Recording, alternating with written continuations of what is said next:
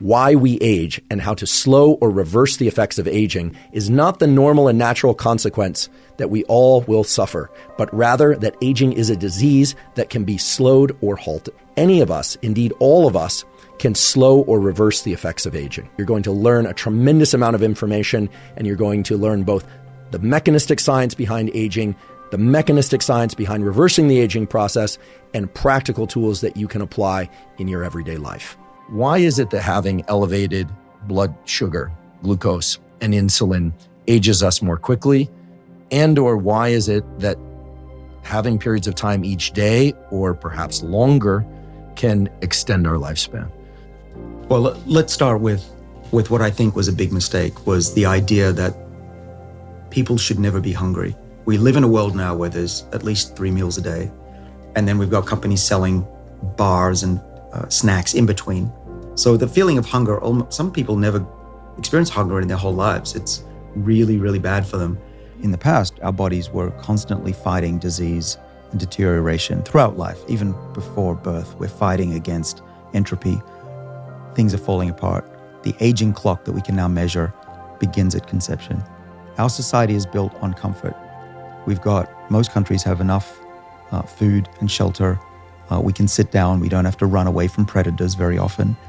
And this is a real problem because these longevity defenses that normally would be activated by being cold and hungry and running are lethargic. The body doesn't expend energy to defend itself unless there's a need for it. And modern society is the worst thing. We need to trick the body into getting out of its comfort zone by doing these things we've talked about.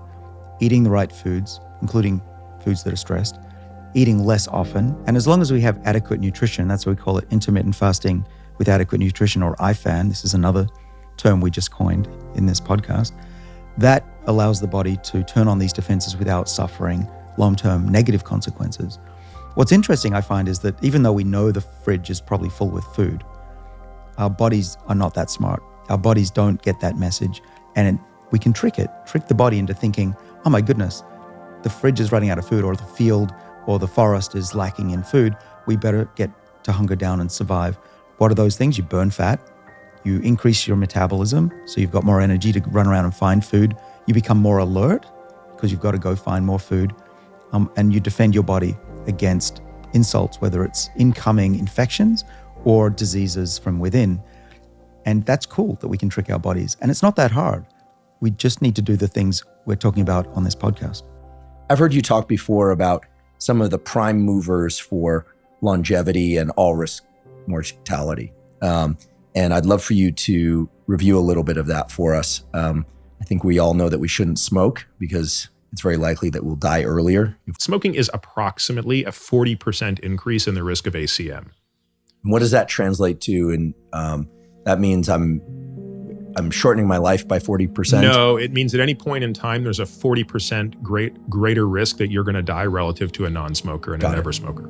Yeah. So it's important to distinguish. It doesn't mean your lifespan is going to be 40% less. It means at any point in time standing there, your risk of death is 40% higher. High blood pressure, it's about a 20 to 25% increase in all-cause mortality. And again, there's a confounder there because there's what's the underlying condition that leads you to that? It's, profound hypertension, significant type 2 diabetes that's been uncontrolled. That's enormous. That's about 175% increase in ACM.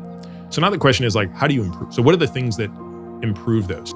So if you compare low muscle mass people to high muscle mass people as they age, the low muscle mass people have about a 3x hazard ratio or a 200% increase in all-cause mortality.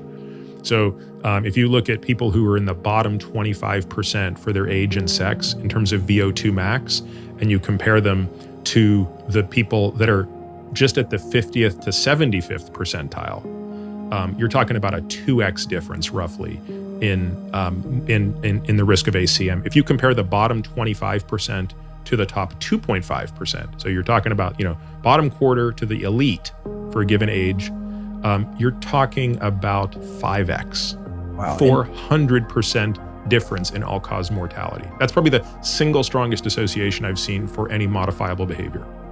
Incredible. So when you say elite, these are people that are running marathons at a pretty rapid clip? Not necessarily. It's just what the VO2 max is for that. My VO2 max would be in the elite for my age group.